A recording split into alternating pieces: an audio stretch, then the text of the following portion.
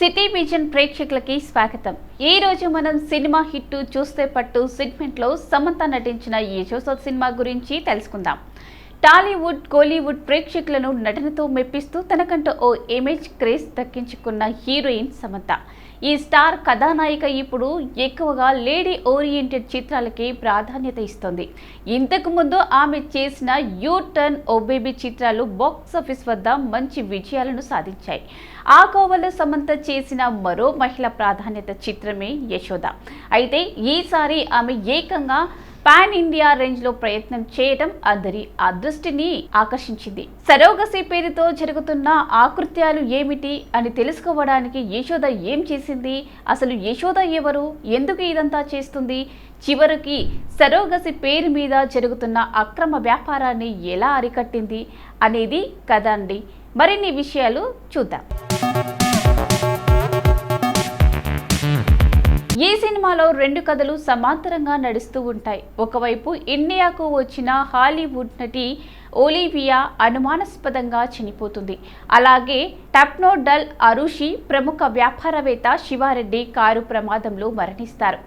ఈ కేసు దర్యాప్తు కోసం మిలిటరీ ఆఫీసర్ వాసుదేవ్ టీంలోకి దిగుతుంది. మరోవైపు పేదింటికి చెందిన యశోద తన చెల్లి ఆపరేషన్ కోసం సరోగసి అద్దె గర్భంని ఎంచుకుంటుంది. ఆర్థిక ఇబ్బందులు పడుతున్న పేద అమ్మాయిలకు డబ్బు ఆశ చూపించి సరోగసి తల్లిగా మారడానికి Varalakshmi, Sarath Kumar and Gautam ఒప్పిస్తారు.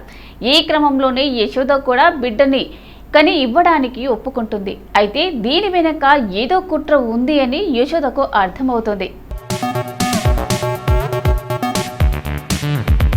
Yashoda emotional thriller movie వాస్తవ సంఘటనల ఆధారంగా దర్శకత్వం హరీష్ ఈ కథను రాసుకున్నారు. కాన్సెప్ట్ కొత్తగా ఉంటుంది, ట్విస్టులు ఉంటాయి, ఉత్కంఠం కలిగించే సన్నివేశాల్లో యాక్షన్ అన్నీ ఉంటాయి.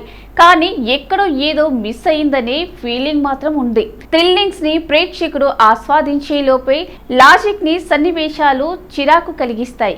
ఈ కోవాలో యశోద చేసే పనులు విలన్ గ్యాంగ్ కు వ్యతిరేకంగా ఉన్నప్పటికీ చూసి చూడనట్లు వదిలేయడం, సీసీ కెమెరాలు, సెక్యూరిటీ ఉన్నటికీ ఆమె ఈజీగా బయటకు వెళ్లడం, ఇలా చాలా సీన్లలో లాజిక్ ఉండదు.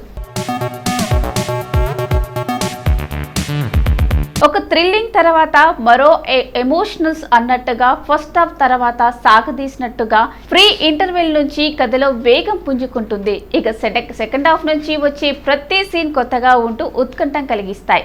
యశోద నేపథ్యం గురించి చెప్పే సీన్స్ పోకిరి తరహాలో ఉంటాయి. వరలక్ష్మి, శరత్ కుమార్లతో కూడా అంతగా ఆకట్టుకోదు.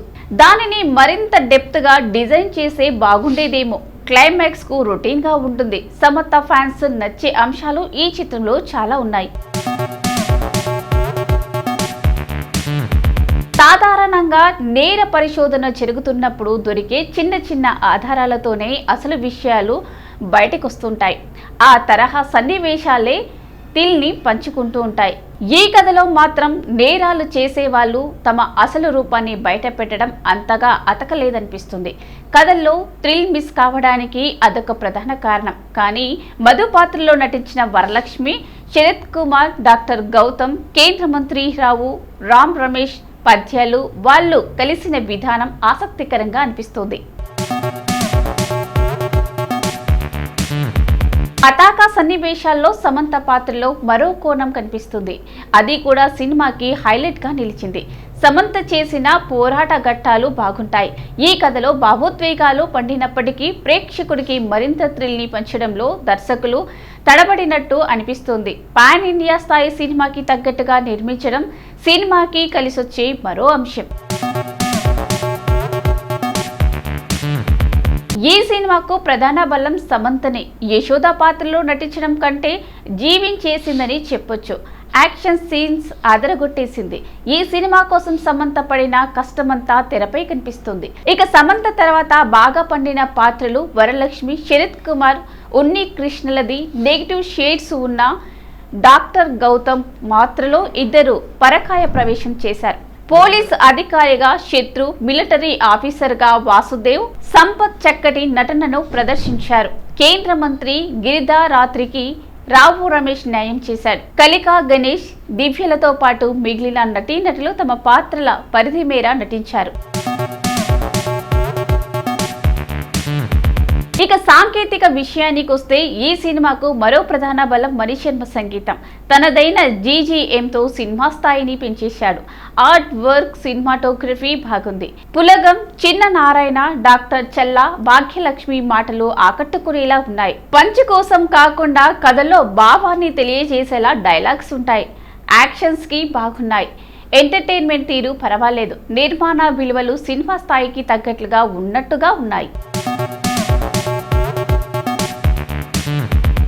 దర్శకులు ఓ మంచి స్టోరీ ఐడియా తీసుకున్నారు, కానీ ఆ ఐడియాకు తగ్గట్టు అంతే కొత్తగా ట్రీట్మెంట్ మాత్రం రాసుకోలేదు. సినిమాలో సస్పెన్స్, ఇంట్రెస్ట్ పెంచే స్కోప్ ఉన్నప్పటికీ ఫస్ట్ హాఫ్ని సింపుల్గా హ్యాండిల్ చేశారు. మ్యూజిక్ విషయానికి వస్తే మణిశర్మ అందించిన సంగీతం బాగుంటుంది. ముఖ్యంగా నేపథ్య సంగీతం చాలా బాగా ఆకట్టుకుంది. సినిమాటోగ్రఫర్ పనితనం బాగుంది. సినిమా మూడుకి అనుగుణంగా దృశ్యాలని తెరకెక్కించారు.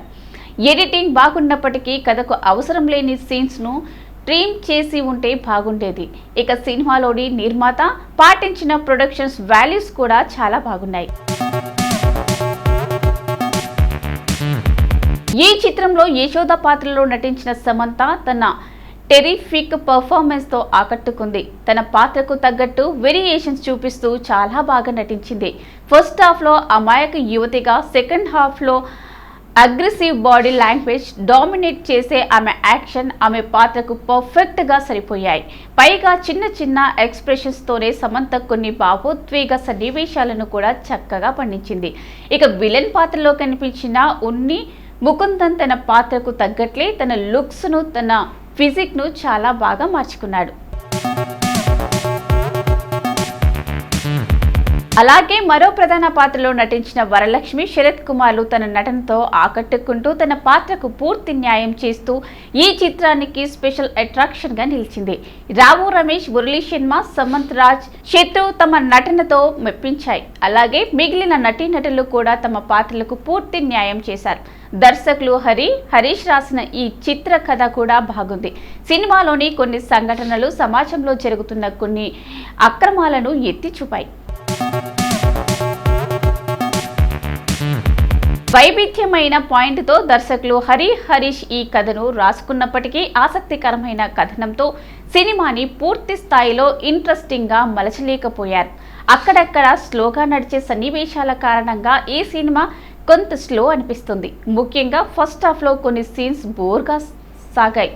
పోలీసులు ఇన్వెస్టిగేషన్ చేసే క్రమం పెరిగే కొద్దీ చాలా ఆసక్తికరంగా, ఉత్కంఠభరితంగా ఉండాలి. కానీ ఈ చిత్రంలో చాలా తేలికపాటి ఇన్వెస్టిగేషన్తోనే ముగించడం అంతగా రుచించదు. అలాగే చాలా సీన్స్ లాజిక్ లెస్గా సాగుతాయి. పైగా కొన్ని కీలక సీన్స్ను చాలా సింపుల్గా ఎండ్ చేశారు. ముందు చెప్పుకున్నట్లు ఓ సోషల్ ఇష్యూకి సంబంధించి చాలా ఇంట్రెస్టింగ్ థీమ్ తీసుకున్నారు. అలాగే ఈ ఫీల్ గుడ్ ఎమోషనల్ డ్రామాలో గుడ్ ఎమోషన్స్, బెటర్ స్క్రిప్ట్ మరియు బెస్ట్ ఫీల్ ఉంది. అలాగే సమంత నటన ఈ సినిమాకి మెయిన్ హైలైట్గా నిలుస్తుంది. అయితే స్క్రీన్ ప్లేలో స్లో నెరేషన్, కొన్ని సన్నివేశాలు పూర్తి స్థాయిలో ఆకట్టుకునే విధంగా లేకపోవడం వంటి అంశాలు సినిమాకి మైనస్ అయ్యాయి. కానీ సినిమాలో కంటెంట్ అండ్ ట్రీట్మెంట్ బాగుంది. మొత్తం మీద ఈ చిత్రం మెప్పిస్తోంది. కొన్నాళ్లుగా తనలోని నటనని ఆవిష్కరించేలా కథల్ని ఎంపిక చేసుకుంటూ ప్రయాణం చేస్తున్నారు. యూ టర్న్, ఓ బేబీ చిత్రాల తర్వాత మళ్ళీ ఆమె చేసిన ప్రధానమైన చిత్రం యశోద. ఈ సినిమాలో సమంత గర్భవతిగా నటించడమే కాదు, పోరాటాలు చేశారు. సినిమా పూర్తయ్యే క్రమంలో అనారోగ్యంతో ఇబ్బంది పడినా సరే డబ్బింగ్ పనులు పూర్తి చేశారు. సో ఇదండి సమంత నటించిన యశోద సినిమా విశేషాలు. తిరిగి మరొక సినిమా విశేషాలతో మళ్ళీ కలుసుకుందాం. అంతవరకు సెలవు. Take care. Bye bye.